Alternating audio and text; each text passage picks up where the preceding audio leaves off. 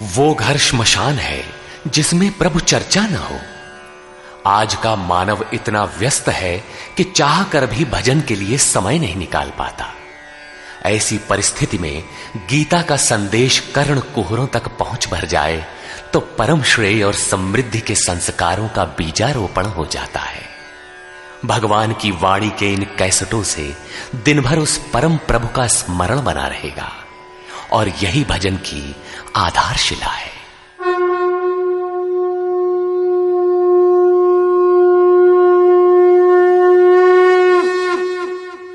ओम श्री परमात्मने नमः। यथार्थ गीता श्रीमद् भगवद गीता अथ नवमोऽध्याय।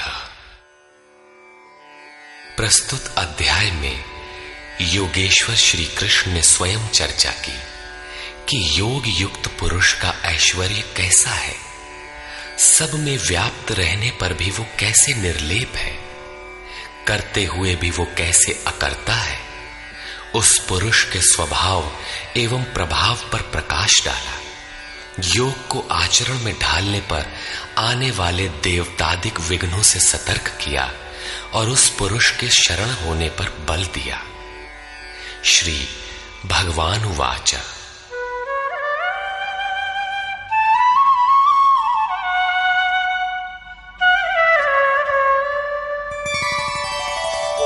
इदन्तु ते गुह्यतमम् प्रवक्ष्याम्यनसूयवे ज्ञानं विज्ञानसहितं यज्ञात्वा मोक्ष्यसे शुभात्। योगेश्वर श्री कृष्ण ने कहा, अर्जुन, असूया अर्थात डाह ईर्ष्या रहित तेरे लिए मैं इस परम गोपनीय ज्ञान को विज्ञान सहित कहूंगा, अर्थात प्राप्ति के पश्चात महापुरुष की रहनी के साथ कहूंगा कि कैसे वो महापुरुष सर्वत्र एक साथ कर्म करता है, कैसे वो जागृति प्रदान करता है, रथी बनकर आत्मा के साथ कैसे सदैव रहता है। यत् ज्ञात्वा, जिसे साक्षात जानकर तू दुख रूपी संसार से मुक्त हो जाएगा। वो ज्ञान कैसा है, इस पर कहते हैं, राजविद्या राजगुह्यं पवित्रमिदमुत्तमम् प्रत्यक्षावगमं धर्म्यं सुसुखं कर्तुमव्ययम्। विज्ञान से संयुक्त ये ज्ञान सभी विद्याओं का राजा है। विद्या का अर्थ भाषा ज्ञान अथवा शिक्षा नहीं है। विद्या ही का ब्रह्म गति प्रदाया सा विद्या या विमुक्तये। विद्या उसे कहते हैं कि जिसके पास आए उसे उठाकर ब्रह्म पथ पर चलाते हुए मोक्ष प्रदान कर दे। यदि रास्ते में रिद्धियों सिद्धियों अथवा प्रकृति में कहीं उलझ गया तो सिद्ध है कि अविद्या सफल हो गई। वो विद्या नहीं है। ये राजविद्या ऐसी है जो निश्चित कल्याण करने वाली है। ये सभी गोपनीयों का राजा है। अविद्या और विद्या के अवगुंठन का अनावरण होने पर योग युक्तता के पश्चात ही इससे मिलन होता है। ये अति पवित्र, उत्तम और प्रत्यक्ष फल वाला है। इधर करो उधर लो, ऐसा प्रत्यक्ष फल वाला है। ये अंधविश्वास नहीं है कि इस जन्म में साधन करो, फल कभी दूसरे जन्मों में मिलेगा।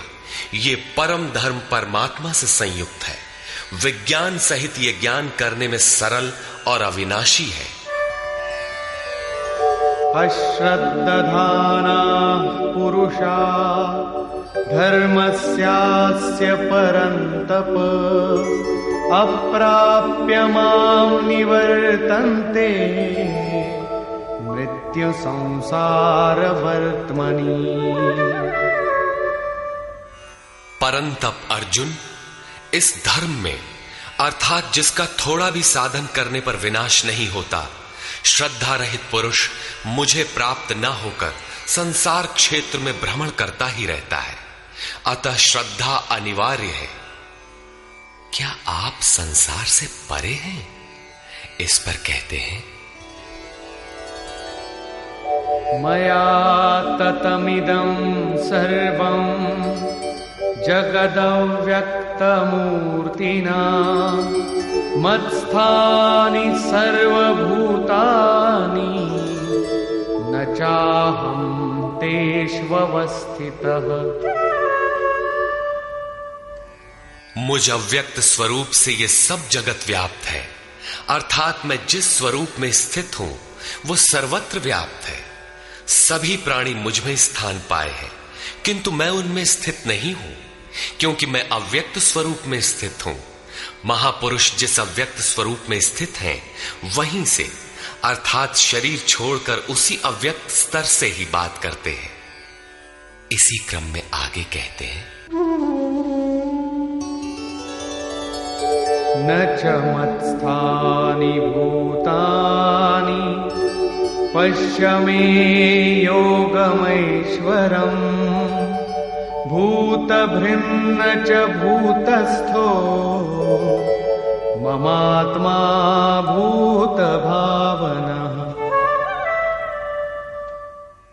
वस्तुतः सब भूत भी मुझ में स्थित नहीं है, क्योंकि वे मरण धर्मा है, प्रकृति के आश्रित हैं। किंतु मेरे योग माया के ऐश्वर्य को देख कि जीवधारियों को उत्पन्न और पोषण करने वाला मेरा आत्मा भूतों में स्थित नहीं है। मैं आत्म स्वरूप हूं, इसलिए मैं उन भूतों में स्थित नहीं हूं। यही योग का प्रभाव है। इसको स्पष्ट करने के लिए योगेश्वर श्री कृष्ण दृष्टांत देते हैं। यथाकाशस्थितो नित्यं वायुः सर्वत्र गोमहान् तथा सर्वाणि भूतानि मत्स्थानीत्युपधारय। जैसे आकाश में ही उत्पन्न होने वाला महान वायु आकाश में सदैव स्थित है, किंतु उसे मलिन नहीं कर पाता, ठीक वैसे ही संपूर्ण भूत मुझ में स्थित है, ऐसा जान। ठीक इसी प्रकार मैं आकाशवत निर्लेप हूं, वे मुझे मलिन नहीं कर पाते। प्रश्न पूरा हुआ। यही योग का प्रभाव है। अब योगी करता क्या है, इस पर कहते हैं,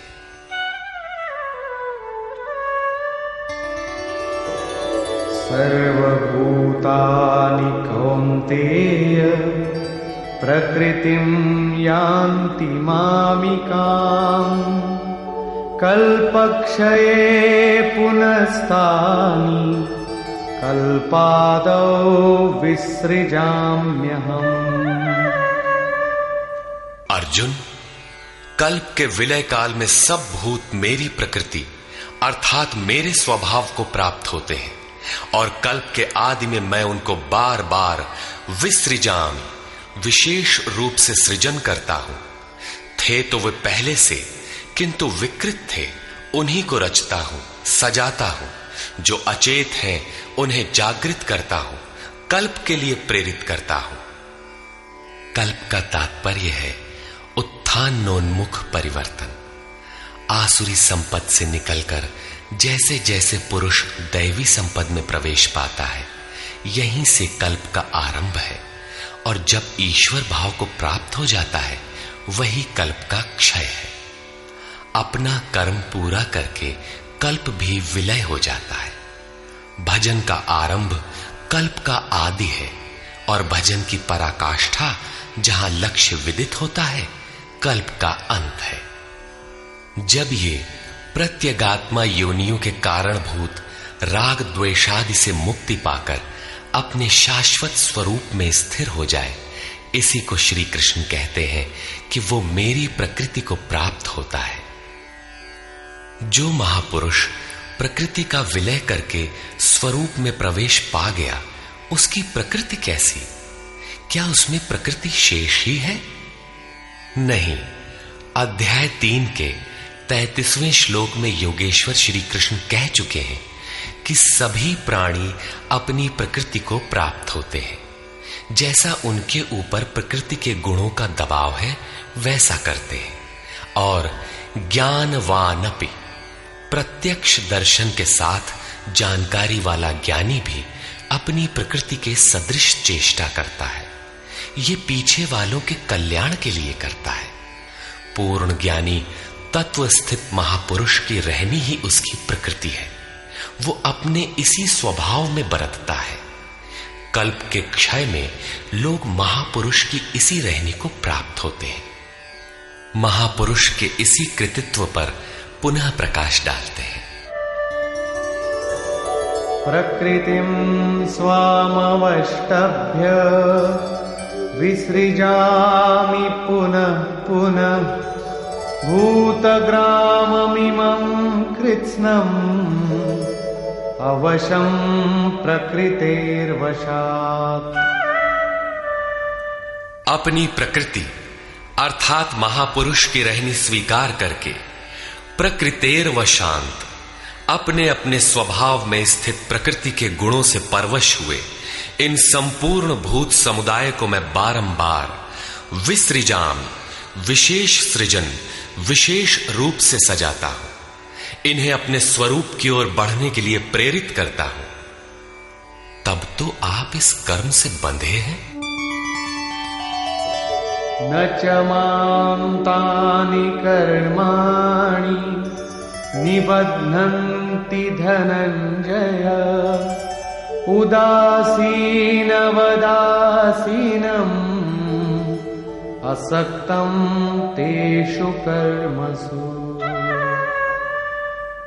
अध्याय 4 के 9वें श्लोक में योगेश्वर श्री कृष्ण ने कहा था कि महापुरुष की कार्य प्रणाली अलौकिक है।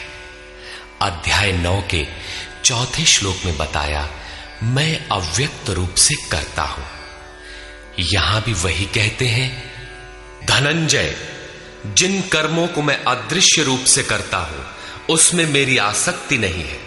उदासीन के सदृश स्थित रहने वाले मुझ परमात्म स्वरूप को वे कर्म नहीं बांधते, क्योंकि कर्म के परिणाम में जो लक्ष्य मिलता है उसमें मैं स्थित हूं। इसलिए उन्हें करने के लिए मैं विवश नहीं हूं। ये तो स्वभाव के साथ जुड़ी प्रकृति के कार्यों का प्रश्न था। महापुरुष की रहनी थी, उनकी रचना थी। अब मेरे अध्यास से जो माया रचती है वो क्या है? वो भी एक कल्प है। मयाध्यक्षेण प्रकृतिः सूयते सचराचरम् हेतुनानेन कौन्तेय जगत् विपरिवर्तते। अर्जुन, मेरी अध्यक्षता में अर्थात मेरी उपस्थिति में सर्वत्र व्याप्त मेरे अध्यास से ये माया अर्थात त्रिगुणमयी प्रकृति, अष्टधा मूल प्रकृति और चेतन दोनों चराचर सहित जगत को रचती है, जो क्षुद्र कल्प है। और इसी कारण से यह संसार आवागमन के चक्र में घूमता रहता है। प्रकृति का यह क्षुद्र कल्प जिसमें काल का परिवर्तन है, मेरे अध्यास से प्रकृति ही करती है, मैं नहीं करता। किंतु 7वें श्लोक का कल्प आराधना का संचार एवं पूर्ति पर्यंत मार्गदर्शन वाला कल्प महापुरुष स्वयं करते हैं। एक स्थान पर वे स्वयं करता है जहां वे विशेष रूप से सृजन करते हैं। यहां कर्ता प्रकृति है, जो केवल मेरे आभास से ये क्षणिक परिवर्तन करती है, जिसमें शरीरों का परिवर्तन, काल परिवर्तन, युग परिवर्तन इत्यादि आते हैं। ऐसा व्याप्त प्रभाव होने पर भी मूढ़ लोग मुझे नहीं जानते। यथा अवजानन्ति मां मूढ़ा मानुषीं तनुमाश्रितम् परं भावमजानन्तो मम भूतमहेश्वरम्। संपूर्ण भूतों के महान ईश्वर रूप मेरे परम भाव को न जानने वाले मूढ़ लोग मुझे मनुष्य शरीर के आधार वाला और तुच्छ समझते हैं।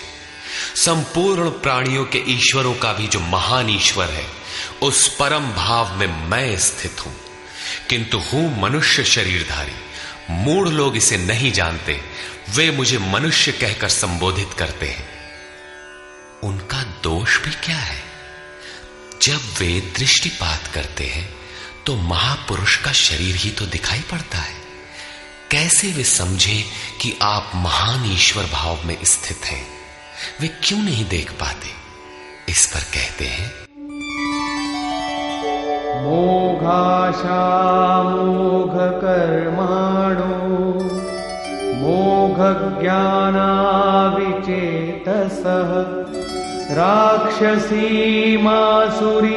चैव प्रकृतिं मोहिनीं श्रिताः।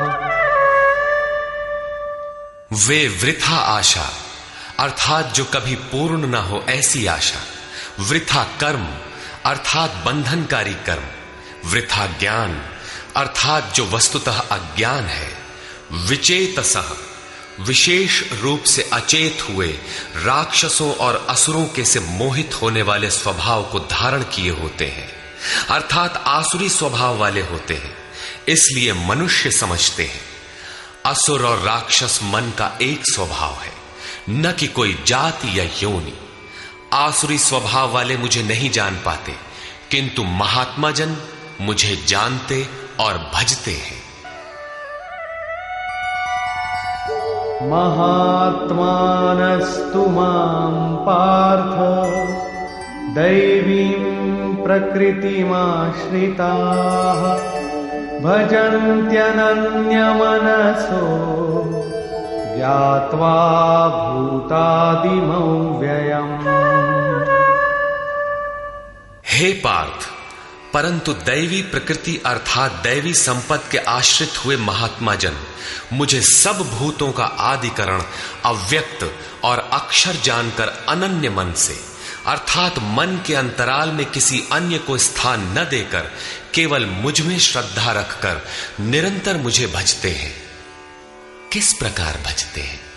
इस पर कहते हैं, सततं कीर्तयन्तो मां यतन्तश्च दृढव्रताः नमस्यन्तश्च मां भक्त्या नित्ययुक्ता उपासते।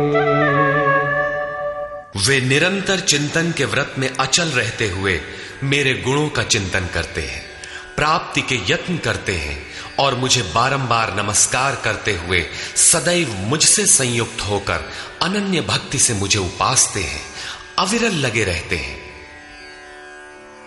कौन सी उपासना करते हैं? कैसा है ये कीर्ति ज्ञान? कोई दूसरी उपासना नहीं, वरन वही यज्ञ जिसे विस्तार से बता आए हैं, उसी आराधना को यहां संक्षेप में योगेश्वर श्री कृष्ण दोहरा रहे हैं। ज्ञान यज्ञेन चाप्यन्ये यजन्तो मामुपासते एकत्वेन पृथक्त्वेन बहुधा विश्वतो मुखम्। उनमें से कोई तो मुझ सर्वव्याप्त विराट परमात्मा को ज्ञान यज्ञ द्वारा यजन करते हैं, अर्थात अपनी लाभ हानि और शक्ति को समझकर इसी नियत कर्म यज्ञ में प्रवृत्त होते हैं। कुछ एकत्व भाव से मेरी उपासना करते हैं कि मुझे इसी में एक होना है, और दूसरे सब कुछ मुझे अलग रखकर मुझे समर्पण करके निष्काम सेवा भाव से मुझे उपासते हैं तथा बहुत प्रकार से उपासते हैं, क्योंकि एक ही यज्ञ के ये सभी ऊंचे नीचे स्तर हैं। यज्ञ का आरंभ सेवा से ही होता है, किंतु उसका अनुष्ठान होता कैसे है? योगेश्वर श्री कृष्ण कहते हैं, यज्ञ मैं करता हूं। यदि महापुरुष रथी न हो तो यज्ञ पार नहीं लगेगा। उन्हीं के निर्देशन में साधक समझ पाता है कि अब वो किस स्तर पर है, कहां तक पहुंच सका है। वस्तुतः यज्ञकर्ता कौन है? इस पर योगेश्वर श्री कृष्ण कहते हैं, अहं क्रतुरहं यज्ञः स्वधाहमहमौषधम् मन्त्रोऽहमहमेवाज्यम् अहमग्निरहं हुतम्। कर्ता मैं हूं। वस्तुतः कर्ता के पीछे प्रेरक के रूप में सदैव संचालित करने वाला इष्ट ही है। कर्ता द्वारा जो पार लगता है मेरी देन है। यज्ञ मैं हूं। यज्ञ आराधना की विधि विशेष है।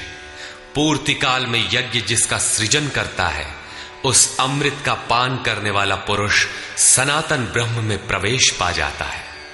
स्वधा मैं हूं अर्थात अतीत के अनंत संस्कारों का विलय करना, उन्हें तृप्त कर देना मेरी देन है। भवरोग को मिटाने वाली औषधि मैं हूं। मुझे पाकर लोग इस रोग से निवृत्त हो जाते हैं। मंत्र मैं हूं। मन को श्वास के अंतराल में निरोध करना मेरी देन है। इस निरोध क्रिया में तीव्रता लाने वाली वस्तु आज्य अर्थात हवि भी मैं हूं।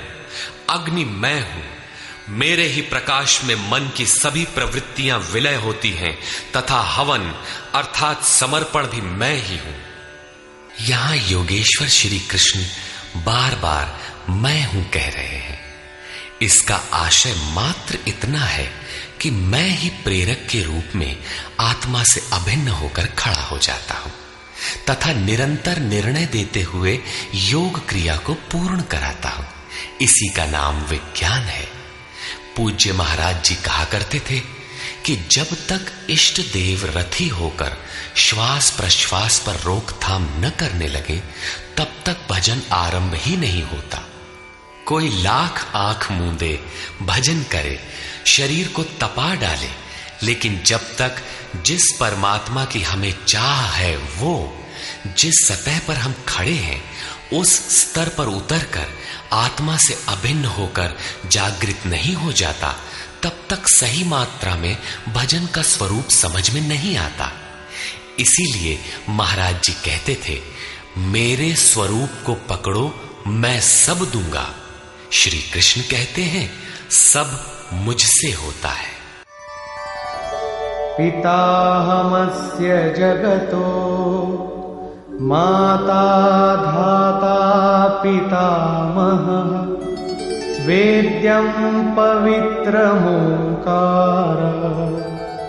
ऋक्सामयजुरेव च।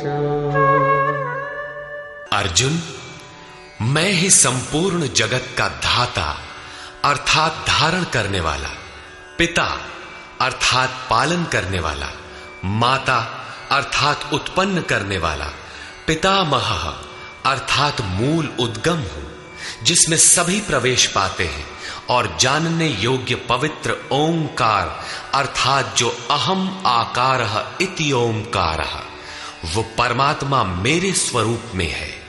सोहम, तत्वमसि इत्यादि एक दूसरे के पर्याय हैं। ऐसा जानने योग्य स्वरूप मैं ही हूं।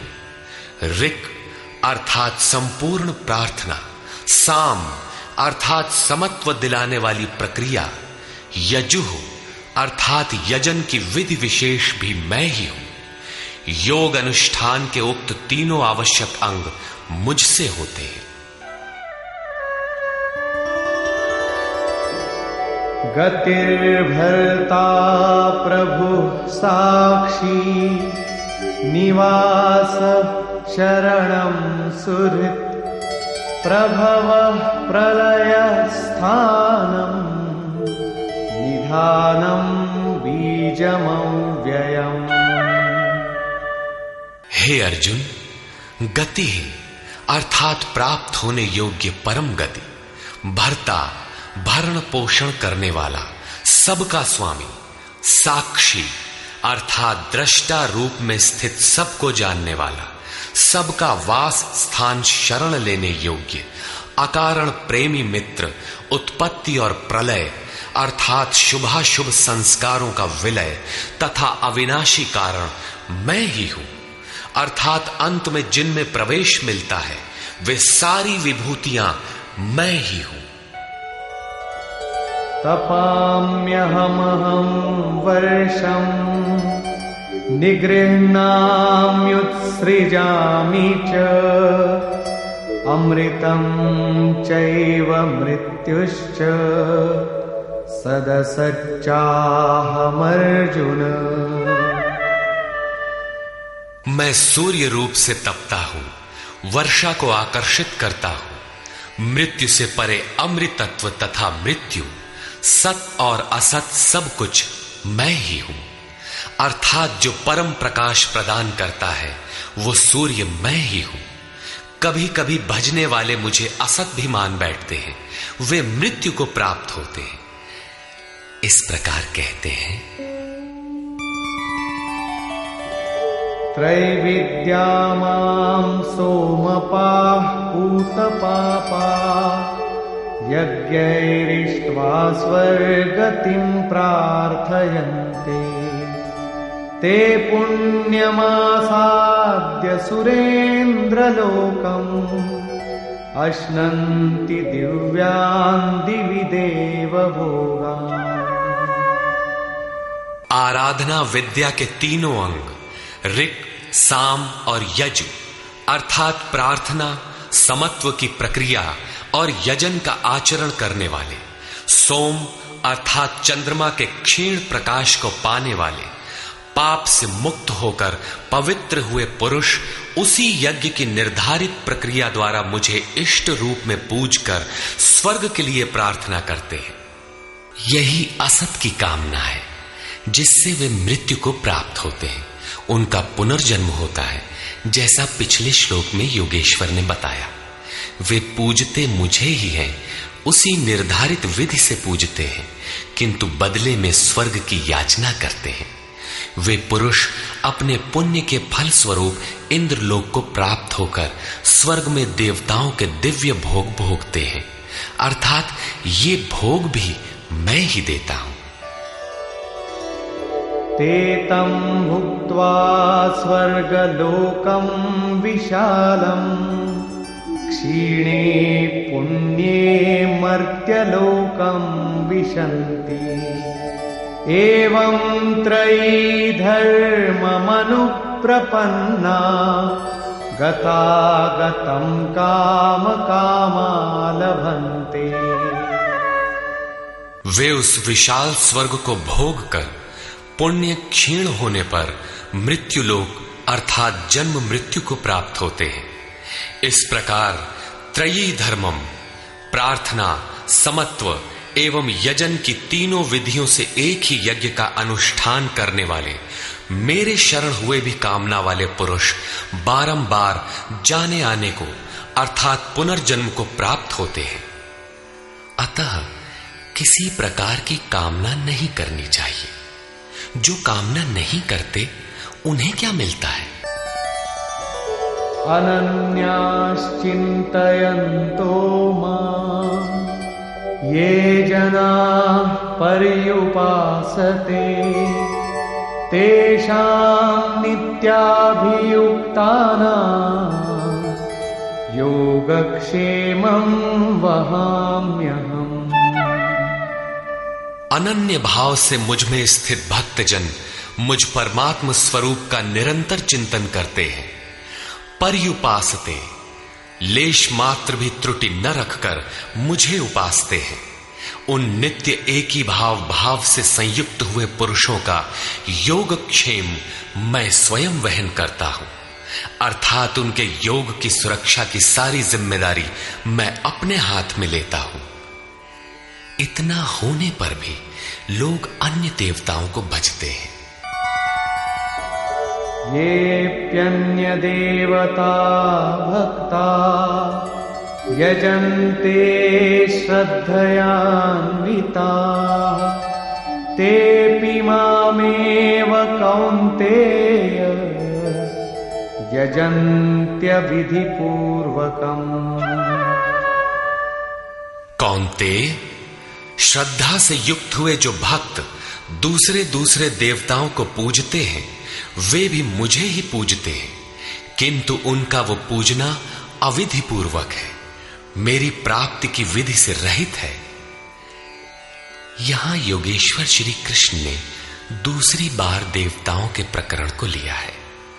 सर्वप्रथम अध्याय 7 के 20वें से 23वें श्लोक तक उन्होंने कहा, अर्जुन, कामनाओं द्वारा जिनके ज्ञान का अपहरण कर लिया गया है, ऐसे मूढ़ बुद्धि पुरुष अन्य देवताओं की पूजा करते हैं, और जहां पूजा करते हैं वहां देवता नाम की सक्षम सत्ता तो है नहीं, परंतु पीपल, पत्थर, भूत, भवानी अथवा अन्यत्र जहां उनकी श्रद्धा झुक जाती है वहां कोई देवता नहीं है। मैं ही सर्वत्र हूं, उस स्थान पर मैं ही खड़ा होकर उनकी देव श्रद्धा को उन स्थानों पर स्थिर करता हूं। मैं ही फल का विधान करता हूं, फल देता हूं। फल निश्चित मिलता है, किंतु उनका फल नाशवान है। आज है तो कल भोगने में आ जाएगा, नष्ट हो जाएगा, जबकि मेरा भक्त नष्ट नहीं होता। अतः वे मूढ़ बुद्धि जिनके ज्ञान का अपहरण हो गया है वही अन्य देवता की पूजा करते हैं। प्रस्तुत अध्याय 9 के 23 से 25वें श्लोक तक योगेश्वर श्री कृष्ण पुनः दोहराते हैं, अर्जुन, जो श्रद्धा से अन्य अन्य देवताओं को पूजते हैं वे मुझे ही पूजते हैं, किंतु अविधि पूर्वक है। अब प्रश्न उठता है कि जब वे भी प्रकारांतर से आपको ही पूजते हैं और फल भी मिलता ही है, तो दोष क्या है? अहम ही सर्वयज्ञानां भोक्ता च प्रभुरेव च न तु मामभिजानन्ति तत्त्वेनातश्च वन्ति ते। संपूर्ण यज्ञों का भोक्ता अर्थात यज्ञ जिसमें विलय होते हैं, यज्ञ के परिणाम में जो मिलता है वो मैं हूं और स्वामी भी मैं ही हूं, परंतु वे मुझे तत्व से भली प्रकार नहीं जानते, इसलिए च्यवंती गिरते हैं, अर्थात वे कभी अन्य देवताओं में गिरते हैं और तत्व से जब तक नहीं जानते तब तक कामनाओं से भी गिरते हैं। उनकी गति क्या है? यान्ति देवव्रता देवान् पितॄन् यान्ति पितृव्रता भूतानि यान्ति भूतेजा यान्ति मद्याजिनोऽपि माम्। अर्जुन, देवताओं को पूजने वाले देवताओं को प्राप्त होते हैं। देवता हैं तो परिवर्तित सत्ता, वे अपने सदकर्मानुसार जीवन व्यतीत करते हैं। पितरों को पूजने वाले पितरों को प्राप्त होते हैं, अर्थात अतीत में उलझे रहते हैं। भूतों को पूजने वाले भूत होते हैं, शरीर धारण करते हैं, और मेरा भक्त मुझे प्राप्त होता है। वे मेरे साक्षात स्वरूप होते हैं, उनका पतन नहीं होता। इतना ही नहीं, मेरी पूजा का विधान भी सरल है। पत्रं पुष्पं फलं तोयं यो मे भक्त्या प्रयच्छति तदहं भक्त्युपहृतम् अश्नामि प्रयतात्मनः। भक्ति का आरंभ यहीं से है कि पत्र, पुष्प, फल, जल इत्यादि जो कोई मुझे भक्ति पूर्वक अर्पित करता है, मन से प्रयत्न करने वाले उस भक्त का वो सब मैं खाता हूं, अर्थात स्वीकार करता हूं। इसलिए यत्करोषि यदश्नासि यज्जुहोषि ददासि यत्तपस्यसि कौन्तेय तत्कुरुष्व मदर्पणम्। अर्जुन, तू जो कर्म अर्थात यथार्थ कर्म करता है, जो खाता है, जो हवन करता है, समर्पण करता है, दान देता है, मन सहित इंद्रियों को जो मेरे अनुरूप तपाता है, वो सब मुझे अर्पण कर, अर्थात मेरे प्रति समर्पित होकर ये सब कर। समर्पण करने से योग के क्षेत्र की जिम्मेदारी मैं ले लूंगा।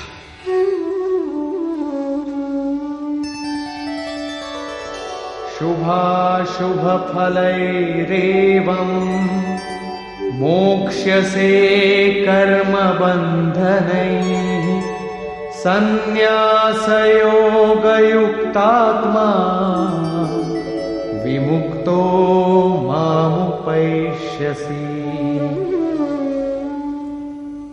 इस प्रकार सर्वस्व के न्यास संन्यास योग से युक्त हुआ तू शुभाशुभ फलदाता कर्मों के बंधन से मुक्त होकर मुझे प्राप्त होगा।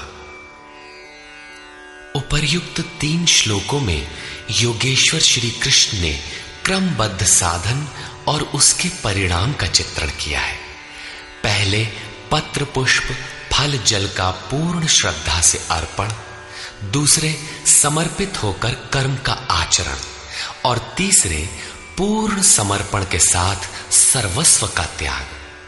इनके द्वारा कर्म बंधन से विमुक्त अर्थात विशेष रूप से मुक्त हो जाएगा।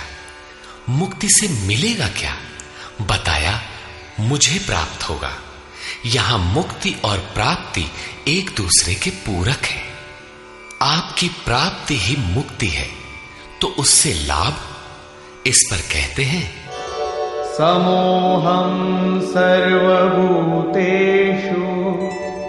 न मे द्वेषोऽस्ति न प्रियः ये भजन्ति तु मां भक्त्या मयि ते तेषु चाप्यहम्। सृष्टि में न मेरा कोई प्रिय है और न अप्रिय है, किंतु जो अनन्य भक्त है वो मुझ में है और मैं उसमें हूं। यही मेरा एकमात्र रिश्ता है, उसमें परिपूर्ण हो जाता हूं। मुझ में और उसमें कोई अंतर नहीं रह जाता। तब तो बहुत भाग्यशाली लोग ही भजन करते होंगे। भजन करने का अधिकार किसे है? इस पर योगेश्वर श्री कृष्ण कहते हैं अपि चेत् सुदुराचारो भजते मामनन्यभाक् साधुरेव समन्तव्यः सम्यग् व्यवसितो हि सः। यदि अत्यंत दुराचारी भी अनन्य भाव से अर्थात अन्य धन न, मेरे सिवाय किसी अन्य वस्तु या देवता को न भजकर केवल मुझे ही निरंतर भजता है, वो साधु ही मानने योग्य है। अभी वो साधु हुआ नहीं है, किंतु उसके हो जाने में संदेह भी नहीं है, क्योंकि वो यथार्थ निश्चय से लग गया है। अतः भजन आप भी कर सकते हैं, बशर्ते कि आप मनुष्य हो, क्योंकि मनुष्य ही यथार्थ निश्चय वाला है। गीता पापियों का उद्धार करती है और वो पथिक क्षिप्रं भवति धर्मात्मा शश्वच्छान्तिं निगच्छति कौन्तेय प्रतिजानीहि न मे भक्तः प्रणश्यति। इस भजन के प्रभाव से वो दुराचारी भी शीघ्र ही धर्मात्मा हो जाता है, परम धर्म परमात्मा से संयुक्त हो जाता है तथा सदैव रहने वाली परम शांति को प्राप्त होता है। कौन्तेय, तो निश्चय पूर्वक सत्य जान कि मेरा भक्त कभी नष्ट नहीं होता। यदि एक जन्म में पार नहीं लगा तो अगले जन्मों में भी वही साधन करके शीघ्र ही परम शांति को प्राप्त होता है। अतः सदाचारी दुराचारी सभी को भजन करने का अधिकार है। इतना ही नहीं, अपितु मां हि पार्थ व्यपाश्रित्य येऽपि स्युः पापयोनयः स्त्रियो वैश्यास्तथा शूद्राः तेऽपि यान्ति परां गतिम्। पार्थ, स्त्री, वैश्य, शूद्रादि तथा जो कोई पाप योनि वाले भी हों, वे सभी मेरे आश्रित होकर परम गति को प्राप्त होते हैं। अतः ये गीता मनुष्य मात्र के लिए है। चाहे वो कुछ भी करता हो, कहीं भी पैदा हुआ हो, सबके लिए ये एक समान कल्याण का उपदेश करती है। गीता सार्वभौम है। पाप योनि अध्याय 16 के 7वें से 21वें श्लोक तक आसुरी वृत्ति के लक्षणों के अंतर्गत भगवान ने बताया कि जो शास्त्र विधि का त्याग कर नाम मात्र के यज्ञों द्वारा दंभ से यजन करते हैं, वे नरों में अधम है। यज्ञ है नहीं किंतु नाम दे रखा है और दंभ से यजन करता है, वो क्रूर कर्मी और पापाचारी अर्थात पाप योनि है। वैश्य, शूद्र भगवत पथ की सीढ़ियां हैं। स्त्रियों के प्रति कभी सम्मान, कभी हीनता की भावना रही है, किंतु योग प्रक्रिया में स्त्री और पुरुष दोनों का समान ही प्रवेश है। किम पुनर्ब्राह्मणा पुण्या भक्ता राजर्षयस्तथा अनित्यमसुखं लोकम् इमं प्राप्य भजस्व माम्। फिर तो ब्राह्मण तथा राजर्षि क्षत्रिय श्रेणी के भक्तों के लिए कहना ही क्या है।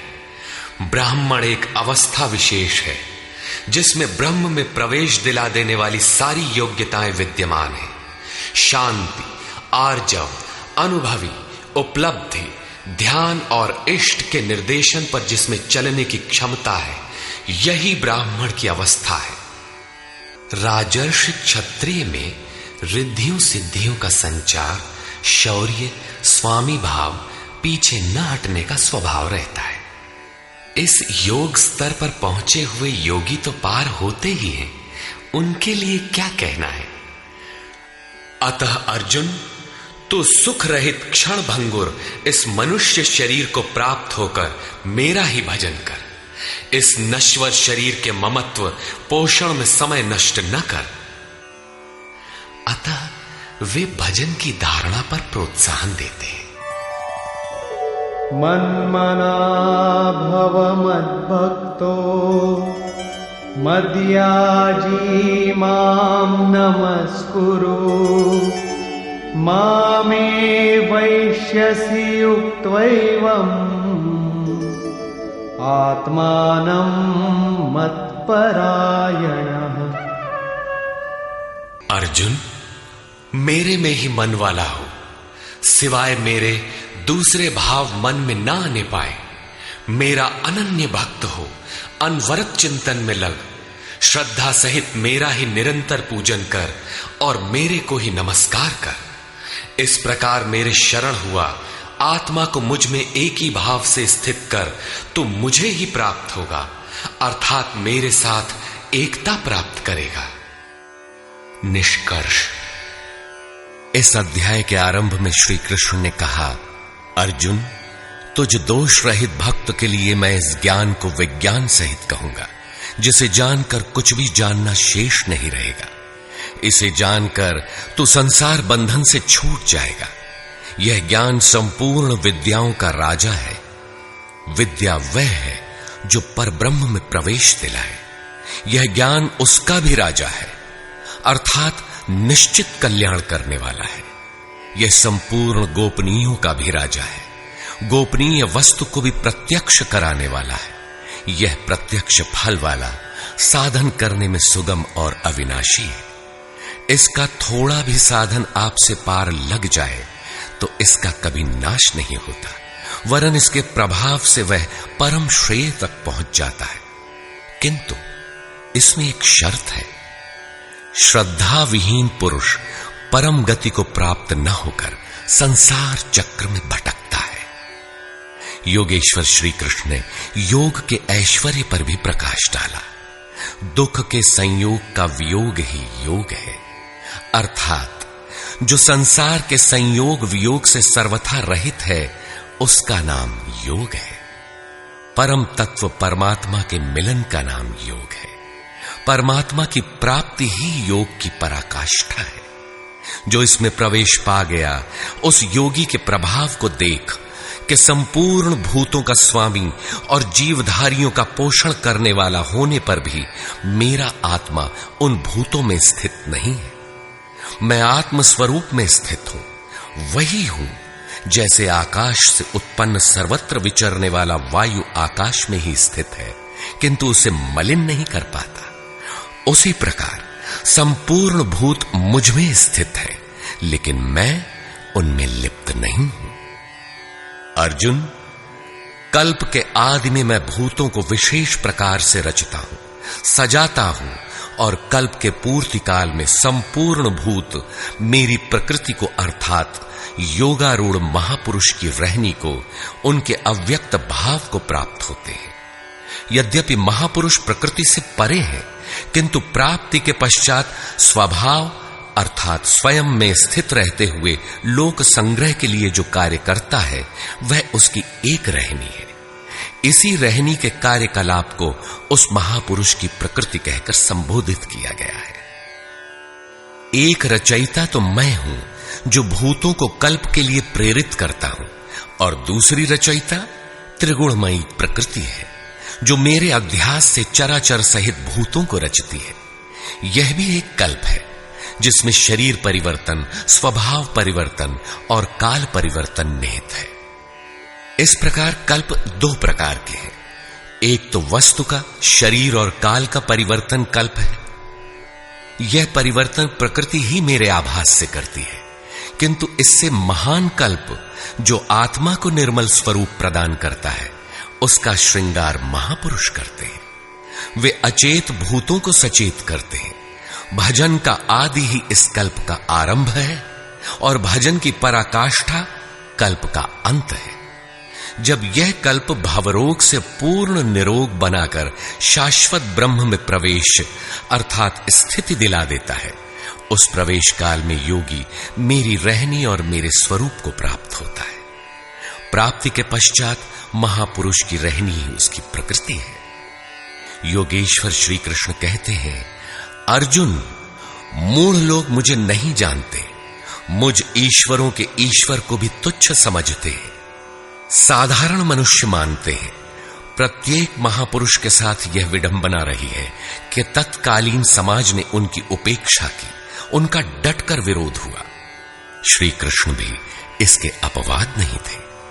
वे कहते हैं, मैं परम भाव में स्थित हूं, किंतु शरीर मेरा भी मनुष्य का ही है।